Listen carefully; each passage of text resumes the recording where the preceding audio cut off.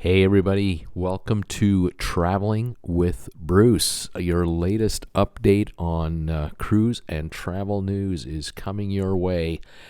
And there's a story developing here that I've got to talk to you guys about. Thank you again for supporting my channel, Traveling with Bruce, becoming subscribers, and helping out this YouTuber by making donations through PayPal directly to this creator. I am not being paid by YouTube for all the ads you are getting these days. Unfortunately, there's a glitch in the system. Also, those of you who are becoming sponsor members of Traveling with Bruce, hit that join button, and 33 cents a day gets you into the club. Thank you for joining me. Here is the story. This broke last night, and at first it wasn't really being covered, but now it's beginning to get covered. The president of Qantas Airlines out of Australia has said that it is entirely likely that going forward, if you want to take an international flight in and out of Australia and likely anywhere else, you're going to need to prove to authorities that you've been vaccinated and tested for the virus. This will be a stamp in your passport. This will be a clearance for you to enter the UK. This will allow you in and out of Europe. This will allow you in and out of the United States. And for cruise ship passengers, and after all, I talk about cruise ships, why would you care if you're a cruiser? I'll tell you why you care. You're going to need to prove to cruise lines that you've been vaccinated and tested before you can get on a cruise ship. And the reason for that is every cruise that leaves the United States of America is an international cruise. No matter how short your cruise, you are going to another country. Even if you're going to the Bahamas, you're going to need to prove to Bahamian authorities that you've been vaccinated and you have a negative COVID test. And the reason is simple.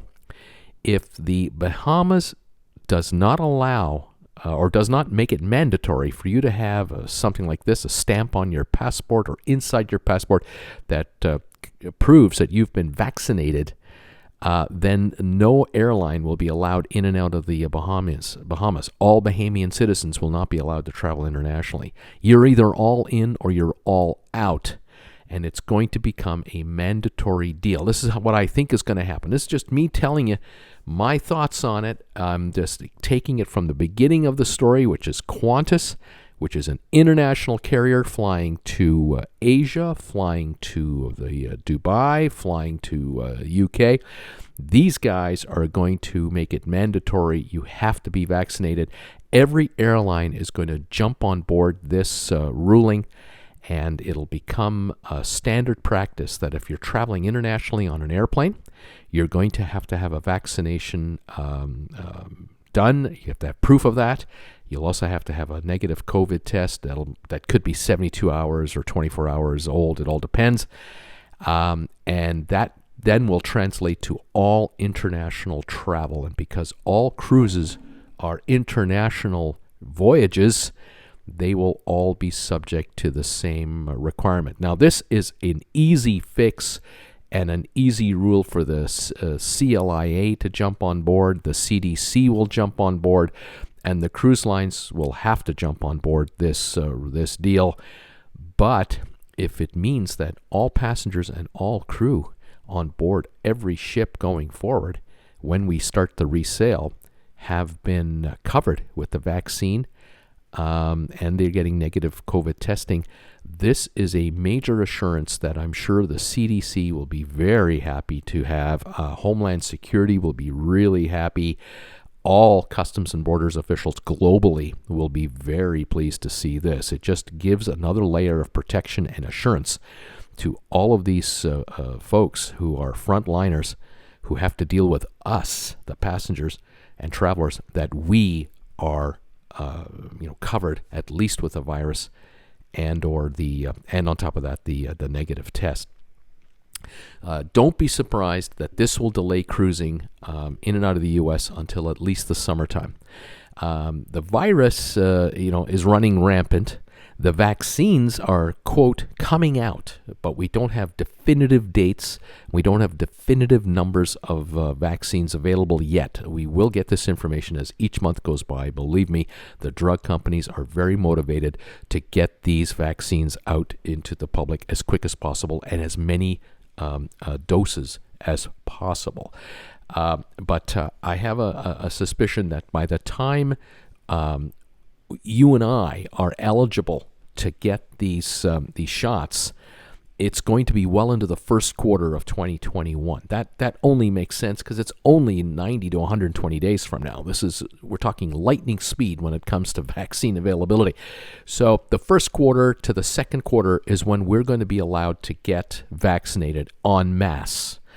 And that means cruise lines and airlines will be able to fill up their planes and vessels to whatever allowable they're allowed to fill up to with vaccinated travelers.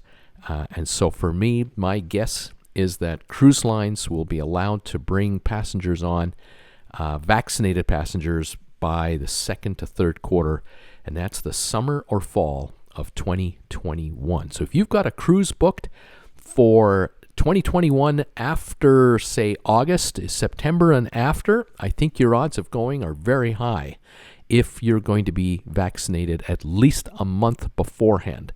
Remember, most vaccines that are going to be available are a two-stage process. You get the first shot, and then a month later, you get a second shot. And it might take 2 weeks to 4 weeks for the vaccine to take full effect. So it may well be that it's 60 to 90 days after your first shot before you're cleared to travel. So if you get vaccinated May 1, then you get vaccinated again on June 1, then maybe by July or August 1, you've got the clearance to start traveling. This is how this might go down. All these details will be revealed to us as time goes on. We'll figure it all out. We'll know it all later.